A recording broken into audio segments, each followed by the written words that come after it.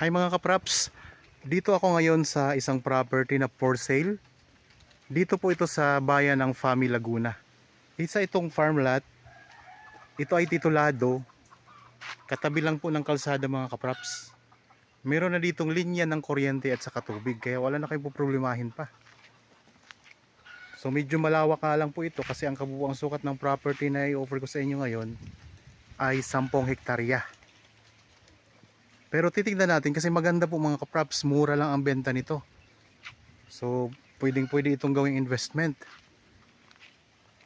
For the future, pwede itong gawing i-subdivide mga kapraps para mas lalong lumaki ang value ng lupa. Okay, ikutin natin. So sa ngayon, napakaraming mga puno nito. Iba't ibang tanim mga kapraps. Pwede kayo dito mag-alaga ng mga alagaing mga hayop. Pwedeng baka, kabayo, o kalabaw, kambing. Nasa inyo na po. Yan, dito po mayroong mga tanim na mangga. Daming tanim mga kapraps, santol, mga mangga. May mga dalanghita, star apple, mga puno ng niyog, napakaraming mga puno ng niyog. Tapos meron itong maliit na sapa, pero siya po ay natutuyan mga kapraps. Hindi siya talaga tuloy-tuloy yung tubig. Kagaya nito, tinan mo ngayon mga kapraps. So tuyo pa siya. Pero pag tag-ulan naman po mga kapraps, magkakaroon na rin ito ng tubig. Kaya mas lalong maganda ito kapag nagtag-ulan. Medyo malawak po ang ating iikutin kasi 10 hektarya ito. Kaya para di po ako mapagod mga kapraps, samahan nyo po ako sa pag-iikot. Panoorin nyo po itong video hanggang sa dulo. Marami siyang mga tanim na langka. So ngayon panahon ng star apple. Marami din dito star apple mga kapraps, mga kaimito. Ayan, sa ngayon meron ditong inalagaang kabayo. Yan. So daming mangga mga kapraps. So pasok na pasok yung sasakyan dito sa loob ng property. Di na kayo mong problema. Hanggang doon sa pabundok mga kapraps, kasama pa po yan. So dito, patag na patag ang lupa. Oh. Ayan, kita nyo naman mga kapraps, patag na patag ang lupa dito. May mga lansones din. Ito, punta tayo dito sa may likuran.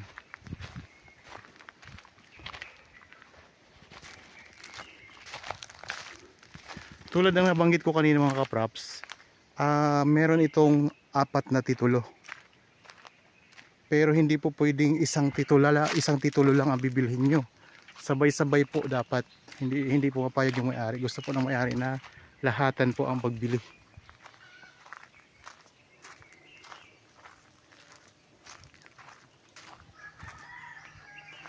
Ikot-ikot din tayo mga kapraps ha.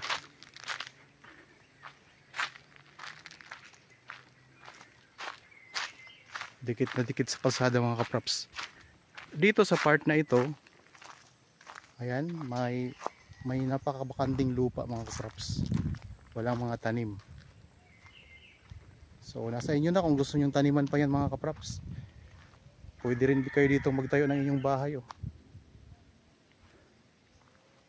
Yan, itong maliit na sapa, wala pa nga lang tubig ngayon. So ayan lang po ang kalsada. Yan.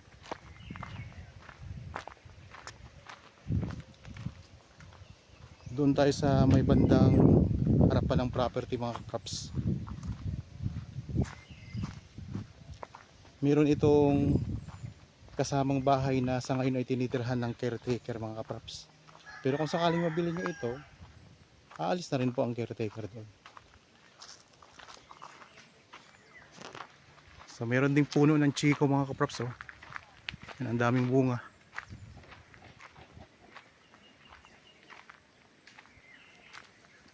Maraming bunga ng chiko ah.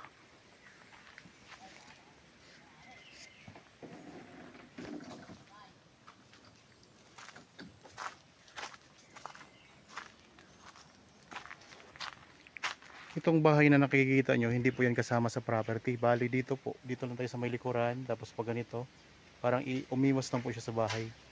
Iba na po kasi ang may-ari niyan sa bahay mga kapraps. So pag ganyan, ayan ang kalsada. May mga kabayo dito. Tapos mayroon ding puno ng sampalok, oh. Yan. Mga kaimito. Daming kaimito dito. May guyabano, may dami ding mga lansones. Okay. Punta tayo doon sa ano, harapan. Tapos papasok. Pwede dyan. Doon sana sa harapan para maganda.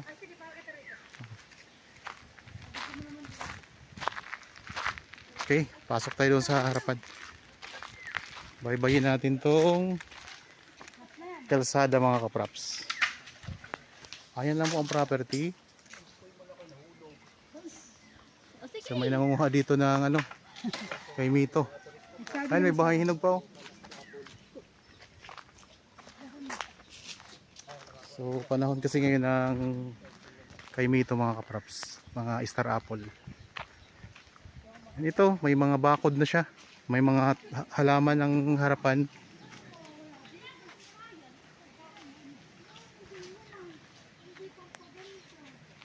Ito, mga langka.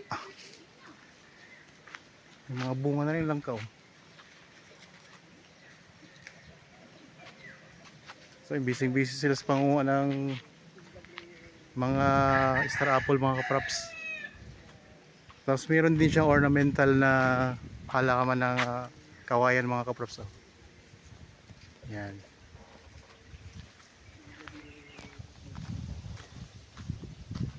Itong linya ng kuryente. Dito yung sapa katabi ng kalsada, ayan, oh, mga kaprops. So pero dito banda mga kaprops, meron ng tubig. Ayan, may tubig na siya dito. Parang may bukal yata dito mga kaprops, kaya nagkaroon siya ng tubig.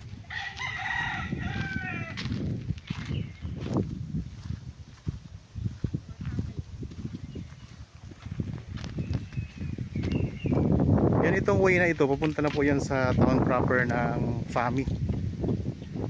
Itong direksyon na ito mga kaprops. Tapos ito yung harapan ng property.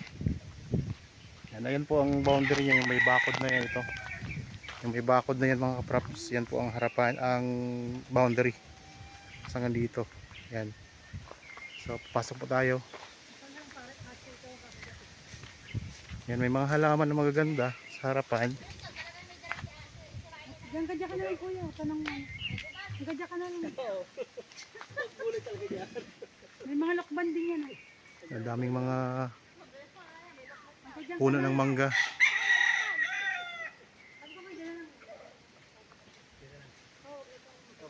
So maraming mga puno mga kaprops. Tingnan natin dito sa may gilid. Dito tayo dadaan.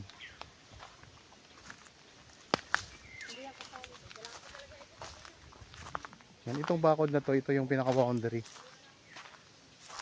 Ang daming mga puno na ang lukban din dito mga kaprops, oh.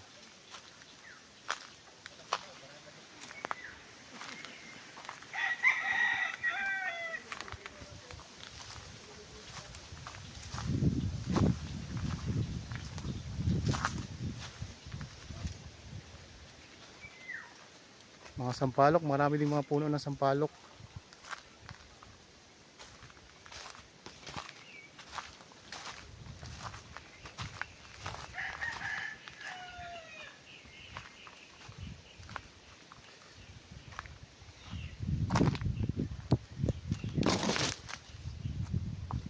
May malaking puno ng mangga,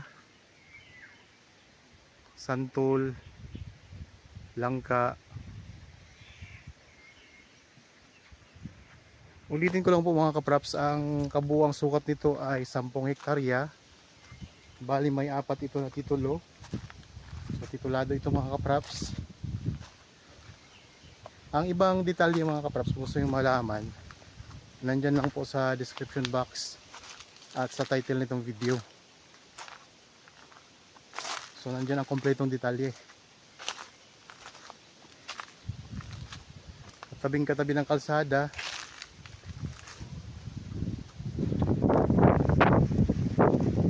pasok na pasok yung sasakyan.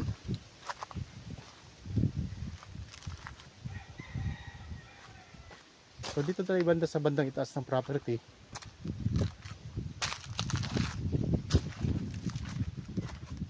Tingnan natin kung anong meron dito matatanaw.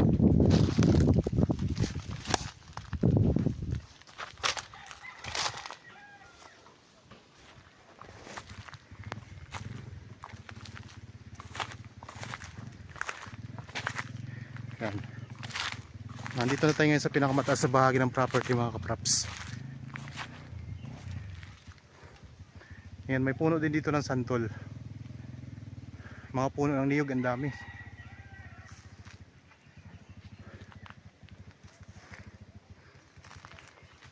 Tapos may mga bayabas, may mga guyabano.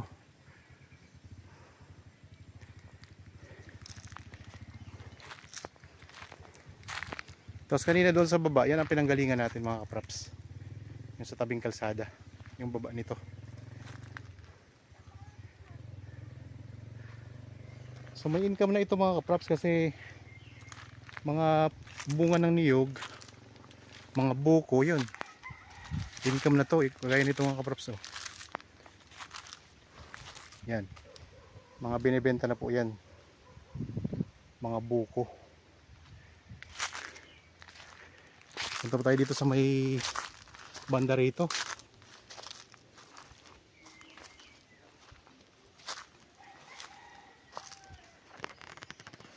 Yan, daming mga puno ng langka.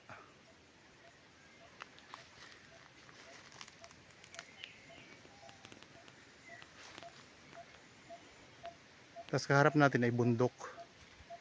Ayan, bundok na po yung kaharap natin.